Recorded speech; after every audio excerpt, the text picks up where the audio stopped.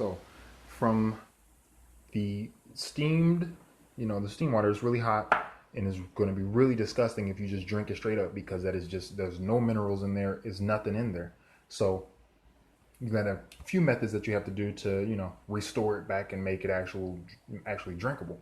So you can, throw it in this pan if you wanted to. Then you would take this little thing, you can just whip this up. You can find, little spiraling toys and doodads for 99 cents anywhere pretty much. You're going to want to spin that counterclockwise in there. Chill it. Pour a little pink Himalayan sea salt that pretty much provides all the minerals that you need.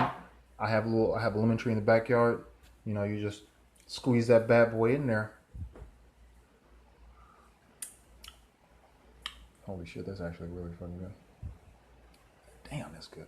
Anyway, I thought it was gonna be, taste a little bit, bad because it was super hot.